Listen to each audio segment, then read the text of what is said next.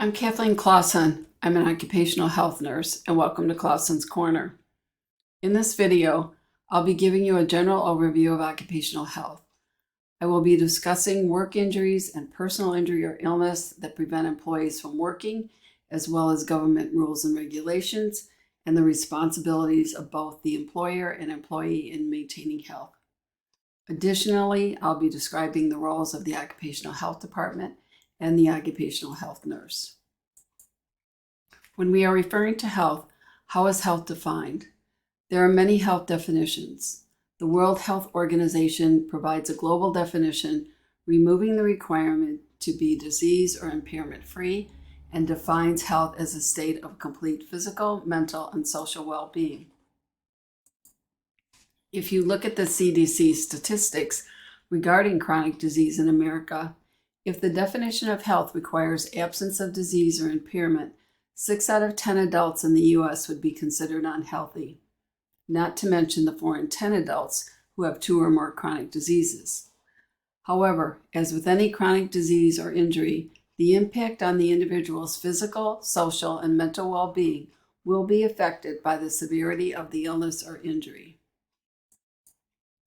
The CDC identified lifestyle choices that increase the risk of chronic disease, and this is why employers are providing programs and incentives to quit smoking, eat healthy, increase physical activity, and participate in drug and alcohol programs.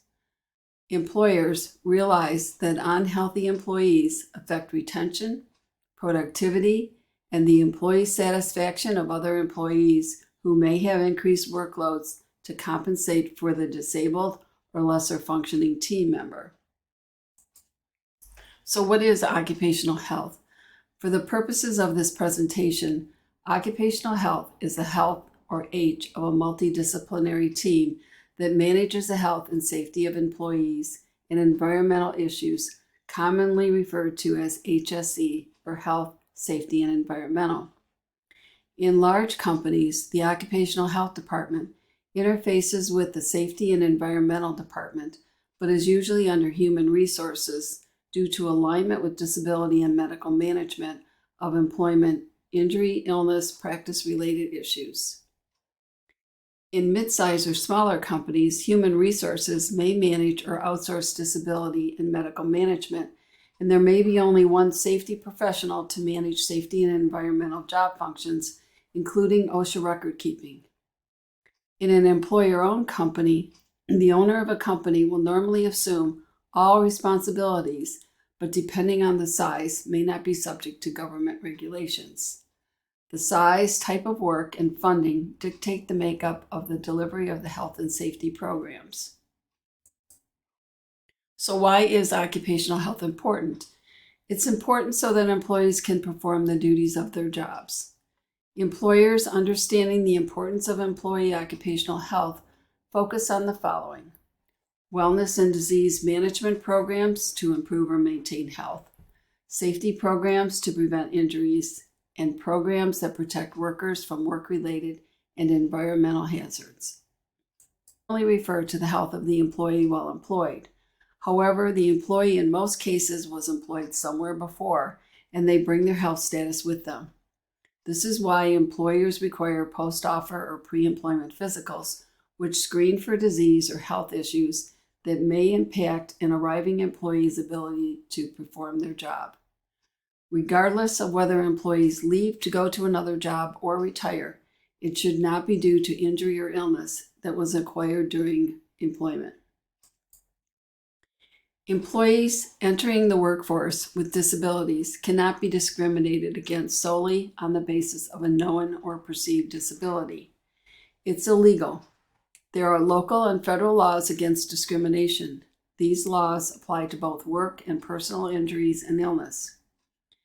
There are federal laws that apply to all, and some that are mandated to employers based on the number of employees. The American with Disability Act, ADA, applies to employers with 15 or more employees and protects employees with a qualifying disability. In 2008, the American Disabilities Act Amendments Act, ADAAA, expanded the definition and scope of what is considered a disability under ADA. The amendment was adopted to make it easier for an individual seeking protection under the ADA to establish that he or she has a disability within the meaning of the ADA. The Pregnancy Discrimination Act applies to employers with 15 or more employees and protects pregnant women from workplace discrimination. And lastly, the Family Medical Leave Act, FMLA, applies to employers with at least 50 employees and guarantees up to 12 weeks of unpaid leave per year without fear of job loss for an employee's own or immediate family member's injury or illness qualifying event. There are separation of roles within the Occupational Health, Safety, and Environmental Department, or HSE. The department roles of the HSE complement and have overlapping responsibilities depending on the size of the company. Although not all-inclusive, the Occupational Health Department focuses on clinical injury, illness, and disability management, employee health, government health regulations, and hearing and respiratory surveillance. Whereas safety and environmental departments focus more on worker injury prevention, employee and temporary staff training, disaster preparedness, personal protective equipment, and environmental programs related to facility chemicals, noise, air quality, and carbon emissions. The American Association of Occupational Health Nurses breaks down the role of the occupational health nurse into several categories. These include administrative, injury illness care, compliance, infection control surveillance, consulting, case management, health promotion, and business skills. Larger companies have full-time medical directors, whereas mid-sized companies with on-site occupational health departments may only have medical directors for clinical oversight of nursing medical treatment, consultation, and review and approval of policies or procedures that include medical treatment or recommendations. Although medical providers can be consulted, an independent medical evaluation, or IME, is required when there is a dispute regarding compensability, treatment, restrictions, or a disability duration. Programs such as injury or disability management that do not include medical treatment can be managed independently under the Occupational Health Nurse's nursing license. It should be noted, however, that nurses are required to practice within the scope of their education, experience, and expertise.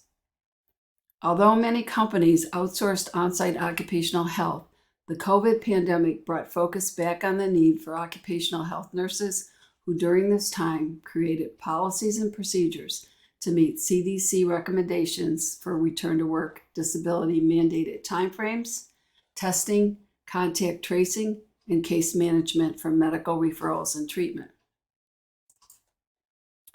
And what is the role of the employee? Employees have been referred to as industrial athletes, and just like athletes, they need to be able to perform their job. The majority of employees start working in their teens and some work into their 70s or 80s. Some jobs are self-limiting due to strenuous or physically demanding activity. However, all workers with chronic diseases and/or lifestyles with high risk factors may not be able to perform job functions at previous levels. Over time, this can shorten an employee's ability to remain active in the workforce. Employees have responsibility to manage their health by taking advantage of wellness or disease management programs, wearing protective PPE, following safety policies and procedures, and avoiding or managing high-risk behaviors. The reality is poor health limits function and is not conducive to a long, productive life. Employees are living longer and staying in the workforce longer. There are supportive proactive wellness and injury prevention company initiatives that may prolong the ability to work. And for those that choose to leave employment or retire, the goal is to leave healthy, injury-free, and to remain active.